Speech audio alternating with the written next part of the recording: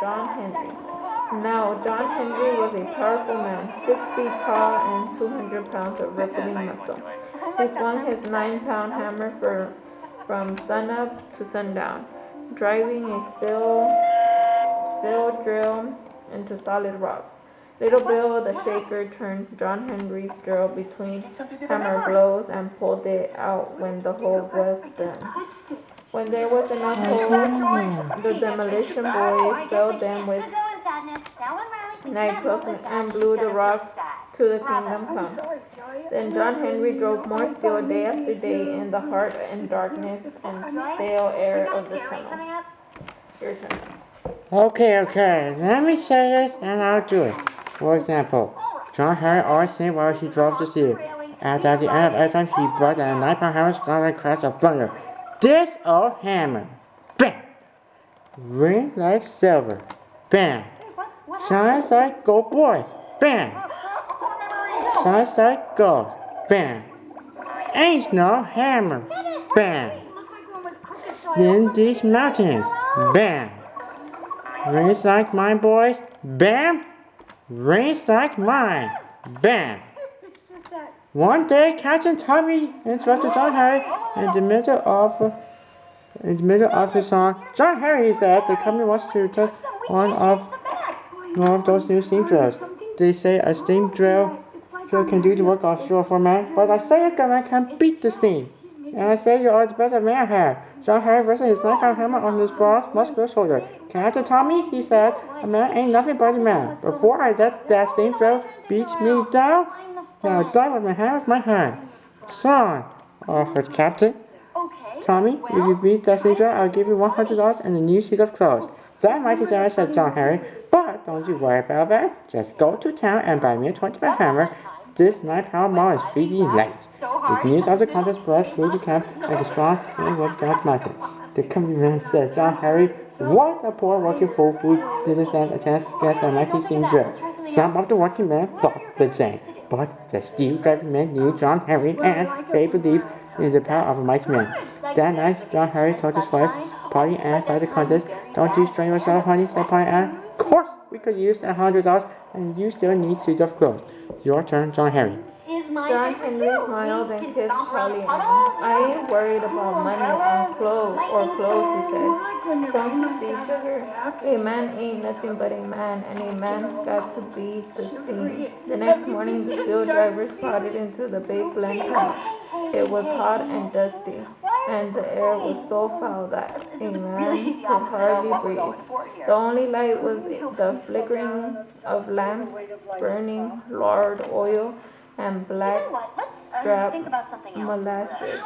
The company man wheeled the steam drill into the tunnel and set it up against the rock. It was nothing but a machine, all shiny and modern and strange. Then John Henry walked in and stood beside it. He was nothing but a man, all black and fine and natural. Captain Tommy handed John Henry a brand new 20-pound hammer. There ain't another one like it in West Virginia, he said. Good luck, son. John Henry held the hammer in his hand and felt its so fine natural weight. In the flickering light of the tunnel, the head of the hammer shone like gold. Gonna call this hammer Polly Ann, he said. Little Bill sat on the rock holding the 6-foot drill in his hand. John Henry towered above the steel, just waiting to begin. It was so quiet in that tunnel you could hear the soft breathing of the steel driving men. Captain Tommy blew his whistle. The company man turned on the That's what I've been telling you guys. There are at least 37 things for Riley to be scared of right now. From the steam drill, John Henry swung his 20-pound hammer back and brought it down with a crash like a thunder. As he swung it back again and began to sing, this old hammer bam, ring like silver bam, shines like gold, boys bam, shines like gold bam. John Henry kept driving steel and the steam drill kept drilling. Pretty soon the whole mountain was rumbling and shaking. John Henry's muscles bulge and stain like they never bulged and stained before. Sweet cascade down the powerful chest and the veins protrude from the sides of his handsome face. Okay, aren't you alright, John Hay? Asked Captain Tommy. Don't you worry. Don't worry, said John Henry. A man ain't nothing but a man and must all be to the steam. They went on scene. Ain't no hammer, bam. Ain't these mountains, bam. Ain't ring like my boy's bam. Brains like mine, bam. When they hit the end of a 6-foot drill, they pulled it out and started on a longer drill, and then a longer one and a longer one still. John Harry swung his 20-pound hammer and drove the steel. He swung and drove faster and harder until the point and hammer caught fire. The whole Big Bend tunnel glowed with the blue smile of John Henry's hammer. Time! Shouted Captain Tommy. Time! Cried the company man. Now, setting off the steam drill. Time! Gasped John Henry, leaning on his hammer. I need a cool drink of water. While John Henry drank his water, Captain Tommy and the company man rinsed the hose. The steam drill had done 9 feet. John Henry had drilled 14. John Henry said the steel drivers. John Henry beat the steam. Congratulations, Tom, said Captain Tommy, slapping him on the back. I don't care what they say. I'm going to give you $100 and new suits of clothes. John Henry leaned heavily on his hammer and sucked in the stale air of the tunnel. That's mighty generous, Captain Tommy, would you give that $100 to Polly and to burn me the suit of clothes. He stepped to the ground, put his hammer in his hand. I beat this thing, he gasped, but I broke inside. As his eyes closed, John Henry lay back against the black earth and whispered, a man ain't nothing but Lord Terry. The Tennessee frontiersman David Crockett was the real-life subject of many a tell. But there is no truth to the story that he had a wife, Sally Ann Thunder and Whistle Wind. Good thing for David, because in her he would have met his match. Sally Ann Thunder and Whirlwind. One early spring day, when the leaves of the white oaks were about as big as a mouse ear, David Crockett set out alone through the forest to do some bear hunting. Suddenly it started raining real hard, and he felt obligated to stop for shelter under a tree. As he shook the rain out of his coon's cap, he got sleepy, so he laid back into the crotch of the tree, and pretty soon he was snoring.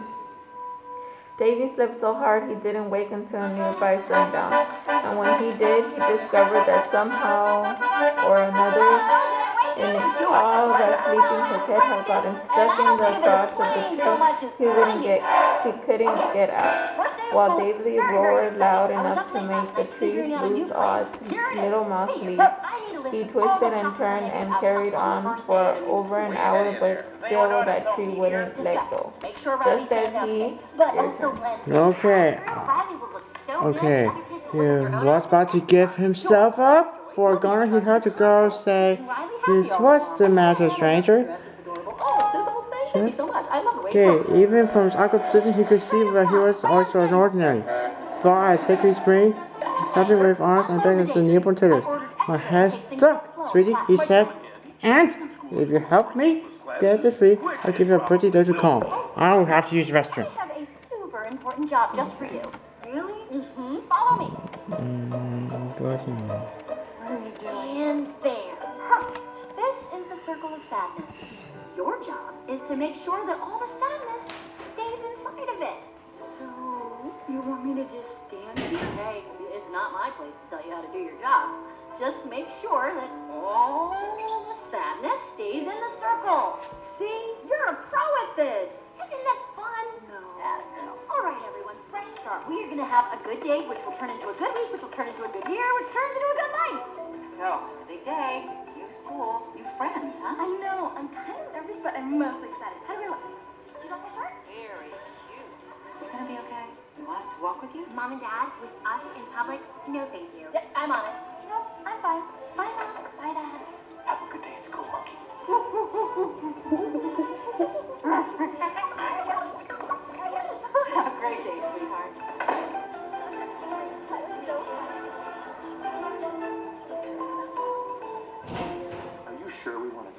we go. Okay, going in, yes.